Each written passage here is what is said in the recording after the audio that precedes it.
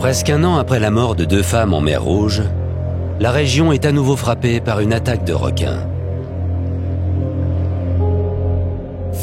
À 24 km de là, dans la station balnéaire de Hurghada.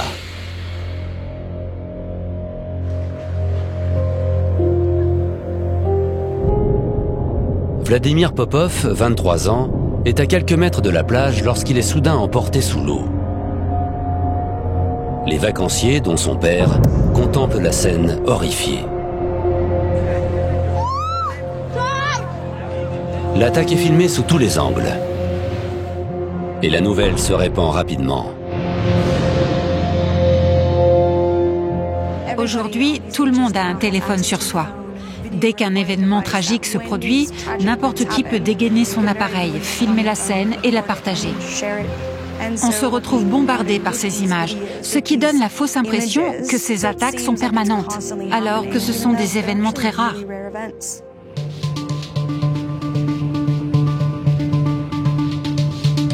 Après l'attaque, le squale ne quitte pas la zone. Le requin a continué de chasser pendant plus de 3 heures.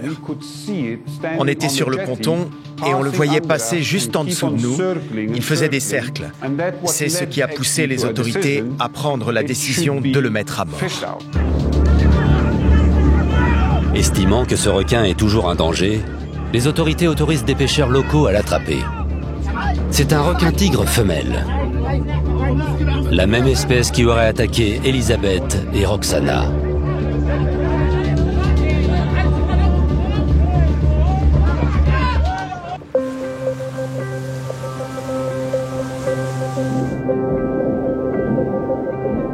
L'autopsie pratiquée sur la femelle révèle un élément capital.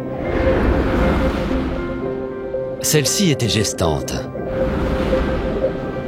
Cette femelle requin-tigre a peut-être pris davantage de risques pour se nourrir, parce qu'elle voulait donner à ses petits les meilleures chances de survie. Les femelles de cette espèce peuvent loger jusqu'à 78 œufs dans leur utérus. C'est plus que la plupart des autres espèces de requins. La mère doit produire suffisamment de liquide pour les garder en vie, ce que cette femelle avait peut-être du mal à faire. Un autre élément que l'autopsie a pu déterminer, c'est que l'estomac de la femelle était vide. Il ne contenait aucun reste de poisson. Et c'est ce qui nous permet d'affirmer que ce requin cherchait simplement à se nourrir. Ce n'était pas une attaque gratuite, ni une marque d'agressivité envers la victime.